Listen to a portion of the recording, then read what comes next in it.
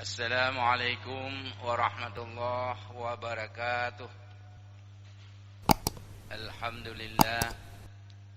Alhamdulillah nahmaduhu wa nasta'inuhu wa nastaghfiruhu wa na'udzu billahi min shururi anfusina wa min sayyiati a'malina. Man yahdihillahu fala mudilla lahu wa man yudlil fala hadiya lahu. Asyhadu an la ilaha illallah wa asyhadu anna Muhammadan abduhu wa rasuluh la nabiyya ba'dah. Amma ba'd.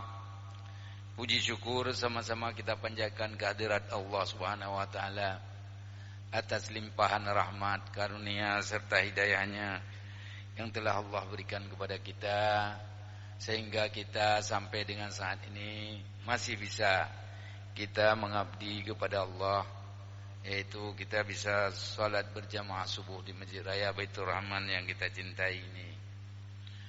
Selanjutnya selawat juga beriring salam yang tidak pernah henti-hentinya kita sampaikan ke pangkuan alam Nabi besar Muhammad sallallahu alaihi wasallam, keluarga dan sahabat beliau sekalian. Pada kesempatan yang berbahagia ini, para hadirin hadirat, pendengar dimanapun berada, bahkan sampai ke Kelantan. Ada yang dari Kelantan telepon saya. Kelantan bisa didengar suara Baitur Rahman ini. Luar biasa, alhamdulillah.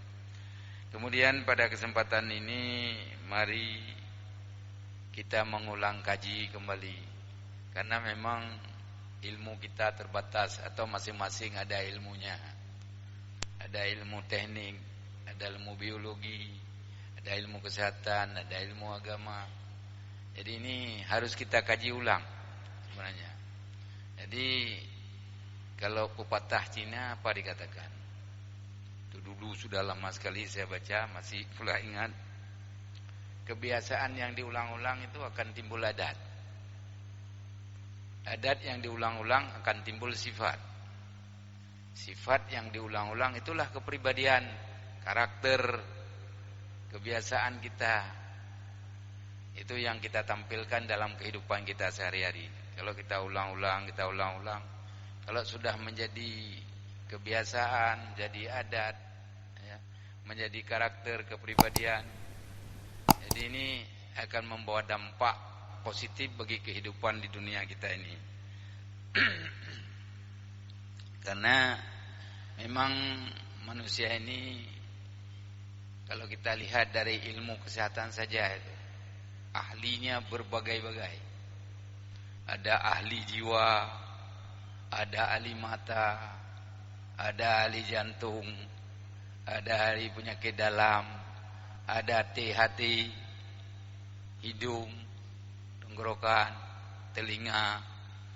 Jadi satu ilmu saja itu bisa di beberapa ahli yang ada di dalam itu. Jadi oleh karena itu ilmu Allah ini banyak sekali. Kalau kita bisa baca surat Kahfi itu di akhir ayatnya itu, ilmu Allah itu banyak sekali. Laut itu dijadikan tinta, ditambah 7 lagi, itu belum habis ilmu Allah. Jadi oleh karena itu Rasulullah memberitahu kepada kita, talabul ilmu faridatan ala kullil muslimin wal muslimat.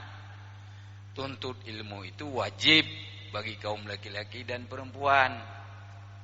Kemudian kalau kita lihat seperti kita yang sudah tua ini, mungkin kita datang ke pesantren enggak mungkin lagi. Ya, karena memang kita sudah ada tanggung jawab yang lain. Jadi enggak mungkin kita duduk di pesantren mengaji kitab kuning lagi, enggak mungkin. Tapi oleh karena itu kalau kita memang ke masjid selalu, alhamdulillah di masjid ini berbagai macam ilmu ada kita dapat. Ya, seperti ilmu kesehatan, ilmu agama dan sebagainya. Jadi kalau kita sudah mendengar selalu sering, lalu kita praktekkan. Jadi tidak ada bermacam-macam di dalam kehidupan kita beribadah ini. Kalau lihat bermacam-macam juga ada orang beribadah. Ya, cara berdiri, cara duduk, cara angkat tangan, di mana angkat tangan, itu ada semua ilmunya itu. Tapi kita lihat berbagai macam orang kejadiannya itu. Jadi oleh karena itu, apakah dia tidak tahu? Tahu. Kenapa seperti itu? Karena memang tidak diulang-ulang. Jadi kalau kita ulang-ulang itu akan menimbul adat kita, sifat kita. Kalau sudah sifat, alhamdulillah. Baca buku saja. Capek lu baca buku itu. Nggak mungkin kita baca seluruhnya. Itu paling-paling 1, 2 baris, 3 baris kita baca. Jadi alhamdulillah kalau ada kita pergi ke masjid, di tempat-tempat ini munasah, di mana-mana ada ceramah. Artinya kita nggak usah banyak-banyak, sedikit aja dapat. Jadi oleh karena itu para hadirin yang dirahmati Allah, umpamanya kalau kita lihat ciri atau karakteristik mental yang sehat. Bagaimana mental yang sehat itu? Ya. Itu antara lain kemampuan atau kemampuan ketenangan. Nah, dan rileks batin di dalam menjalankan kewajiban yang baik terhadap diri kita sendiri. Kita yang menentukan bagaimana supaya kita bisa hidup tenang. Jadi hidup tenang ini ada sama kita sebenarnya, ada sama jiwa kita. Karena memang jiwa itu bisa kita rasa, nggak bisa kita lihat. Bagaimana supaya jiwa ini mau mengikuti perintah Rasul, perintah Allah. Macam itu tadi. Apa salahnya kita duduk 10 menit nih, nggak lama. Di mana-mana saya lihat nggak lama. Nggak lama ceramah, sebentar aja. Nggak usah banyak-banyak tahu. Jadi oleh karena itu para hadirin yang dirahmati Allah, pemirsa dimanapun berada, bahwa kemampuan itu ada sama kita sebenarnya. Berikutnya adalah menyadari dalam beraktivitas atau memadai di dalam beraktivitas. Jadi tidak boleh juga berlebihan kita aktivitas kita. Bengong, minta apa yang sampai tinggal bengong. Itu juga tidak bagus. Karena ada waktu istirahat, ada waktu taubat ibadah, ada waktu harkat. Jadi ini kita bagi-bagi. Bukan terus saja kerja sampai besok pagi. Ini juga tidak bagus, berlebihan. Sederhana saja. Jadi jangan berlebihan. Kemudian yang ketiga menerima keadaan dirinya sendiri. Keadaan orang lain.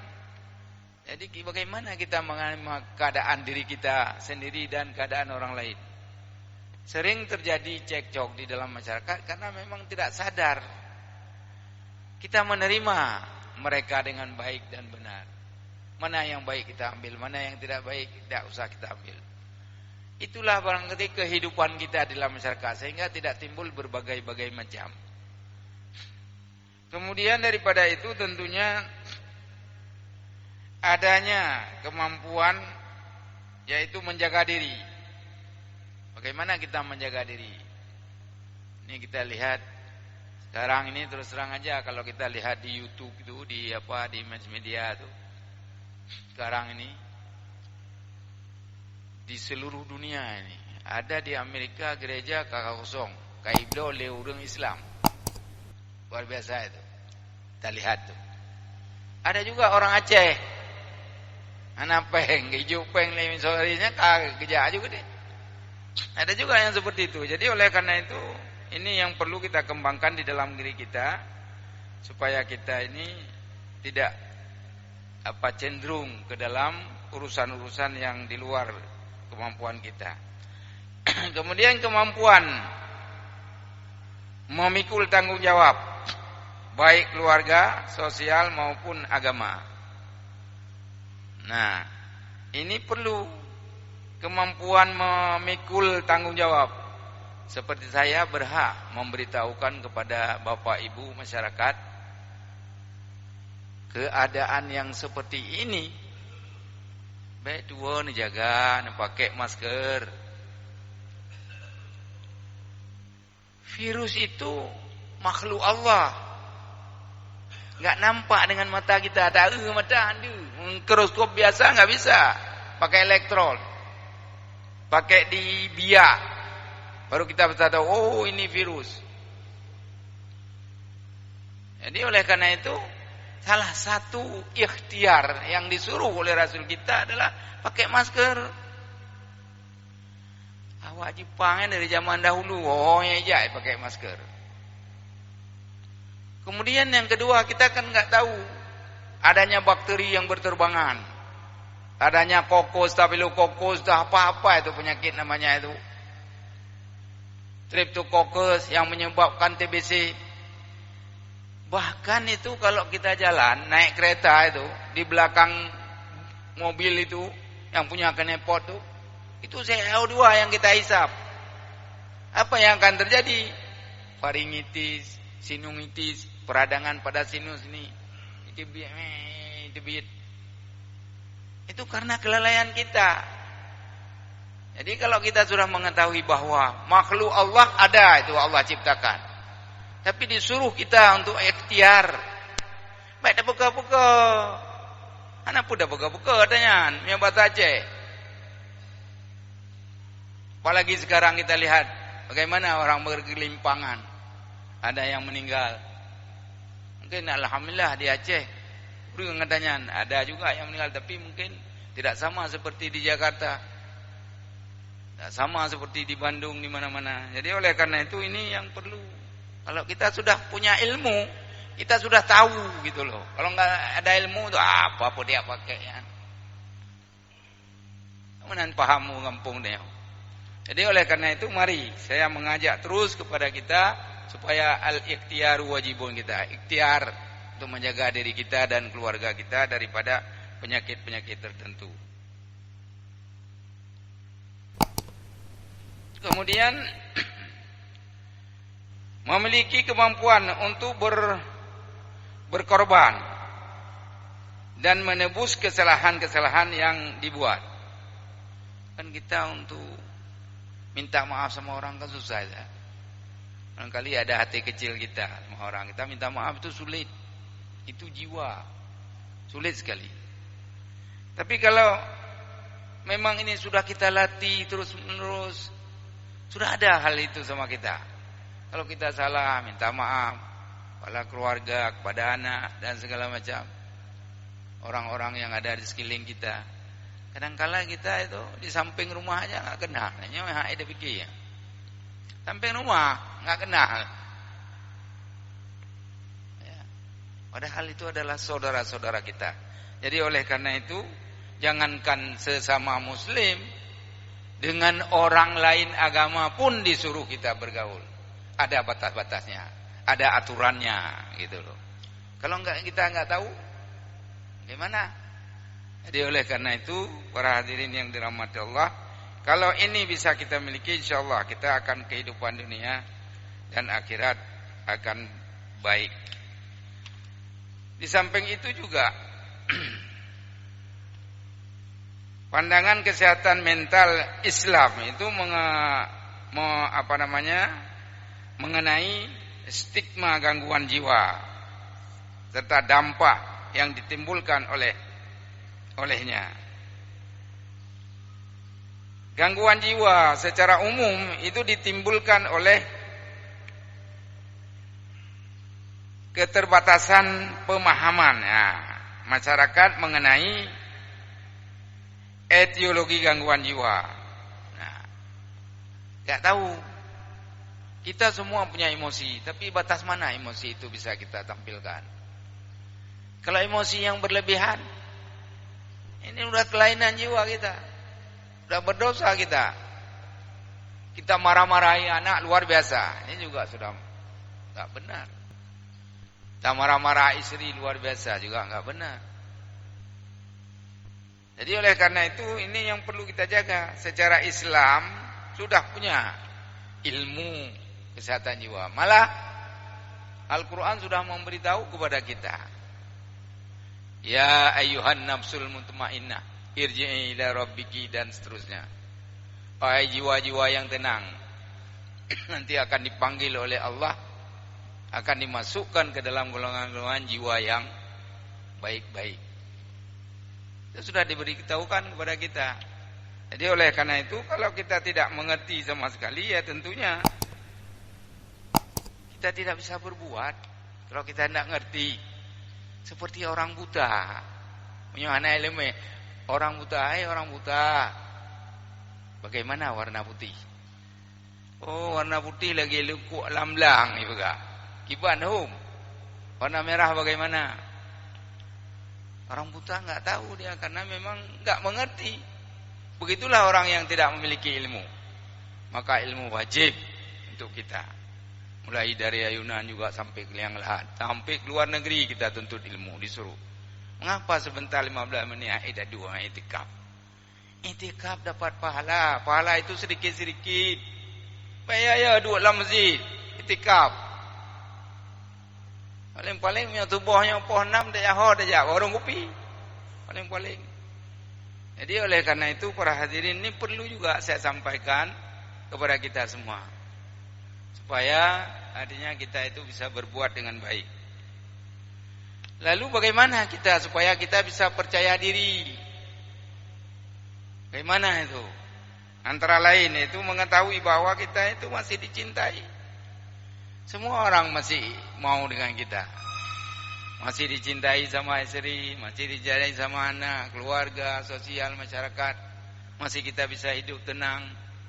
Alhamdulillah.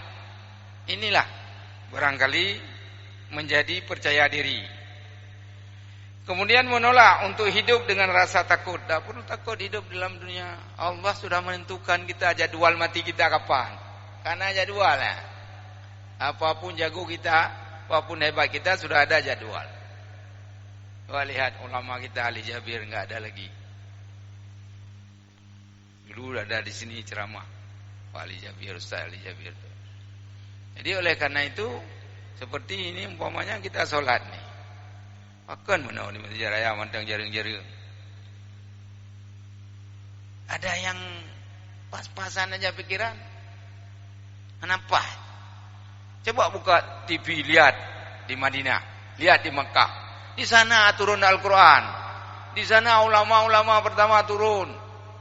Mereka masih seperti kita ini masih jarang-jarang. Kenapa kita harus hardik?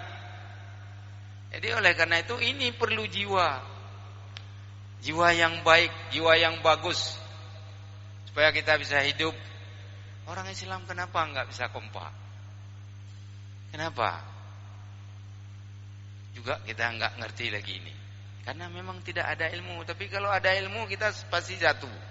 Menyatu. Apapun gerakan yang kita buat itu pasti menyatu. Kemudian positif. Jadi selalu kita lihat positif. Apapun masalah yang ada di sekitar kita ini selalu positif kita lihat. Tidak boleh kita hardik. Ada kita lihat di sana salah sedikit dia ngomong sini, di sana tunjuk tangannya, enggak bagus. Pergi lari dia. Ini juga tidak bagus. Kemudian segera pulih dari kegagalan atau kemunduran. Kalau memang kita gagal barangkali dalam kehidupan apapun, enggak usah berlarut-larut. Kalau sudah berlarut-larut nanti itu akan jatuh ke dalam dunia hitam. Apalagi sekarang, minum sabu-sabu, minuman keras, bunuh diri, segala macam. Ini di Aceh ini. Boleh. Mengenai perkembangan sabu-sabu itu. Karena uangnya banyak di situ. Mengapa dia kerjakan? Ilmunya enggak ada itu orang. Yang nalau tak peng. Maka kalau sabu-sabunya peng mudah minta. Tapi itu adalah rusak semua. Kalau sudah kena itu haile, anak mau terkejiwa hidup betul lamanya. Kalau sudah candu itu. Jadi oleh karena itu ini kita jaga betul anak kita. Jangan sempat anak kita malam-malam berkeliaran di mana-mana. Coba hajian kumpul-kumpul anak muda sekarang. Itu dibeli kereta sama ayahnya, mobil-mobil dibawa, duduk situ sampai tidur-tidur di jalan tuh. Jadi pikir ya, ini mana orang tuanya? Kadang-kadang mana bapakmu? Begitu kadang-kadang buka pintu saya, mana bapakmu? Di rumah. Lewat ya terus. Ini kan perlu kontrol dari kita. Jadi oleh karena itu ini yang perlu generasi pengganti kita. Tahu kan tahu katanya, otak katanya tengah anak. Kan pasti generasi itu. Jadi generasi itu jangan dibunuh jiwanya. Jadilah jiwa-jiwa yang baik sehingga akan menjadi manusia kelak, manusia yang baik. Kemudian menghindari membandingkan diri dengan orang lain. Tidak perlu. Dia pakai belum tahu, dia belum tahu. Tidak perlu itu. Syukuri apa yang Allah berikan kepada kita. Kita syukuri itu. Pasti Allah akan memberikan rezeki kita kalau kita terus berusaha, berikhtiar. Kemudian tidak berpanjang angan-angan. Nah, jadi oleh karena itu tidak perlu panjang angan-angan. Kalau Allah suruh ibadat, ibadat. Kalau panjang angan-angan pasti jatuh ke, kalau enggak bunuh diri, ya loncat dari atas sana. Banyak kita lihat kenyataan-kenyataan di dunia ini. Kemudian doa minta kekuatan punggung kita untuk menerima ujian-ujian. Banyak ujian-ujian kita. Kita selalu berdoa minta sama Allah, ya Allah, hilangkan segala permasalahan yang kami hadapi. Ya Allah, tunjuk kami ke jalan yang benar, jalan yang Engkau ridhai, ya Allah. Enggak ada cerita lain. Karena mengapa? Karena memang Allah di dalam surat Taha yang artinya adalah Allah tidak suka kepada orang yang melirik kenikmatan hidup orang lain.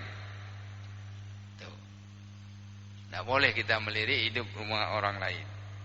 Kemudian nikmat hidup itu ada, Allah berikan kepada kita. Kemudian memahami sifat Allah. Di surat An-Nisa, Allah membuat rezeki manusia berbeda-beda, terhindar dari penyakit hati. Tidak perlu iri hati, dengki segala macam. Karena Allah memang sudah berbuat seperti itu kepada manusia, berbeda-beda mendapatkan rezeki. Jadi oleh karena itu sekali lagi mari Bapak Ibu sekalian kita menjaga jiwa kita. Semoga mudah-mudahan kita akan menjadi, kita didik anak kita didik keluarga kita ajak masyarakat supaya menjadi jiwa-jiwa yang mutmainnah, sehingga kita akan Allah cabut nyawa kita nanti, Allah masukkan ke dalam surganya di dalam golongan-golongan jiwa yang mutmainnah. Inilah barangkali sekelumit, mudah-mudahan ada manfaat untuk saya, evaluasi diri dan kepada kita semuanya. Para hadirin yang dirahmati Allah, pada Allah kita mohon ampun, sama manusia saya minta maaf. Wabillahi taufiq wal hidayah. Wassalamualaikum warahmatullahi wabarakatuh.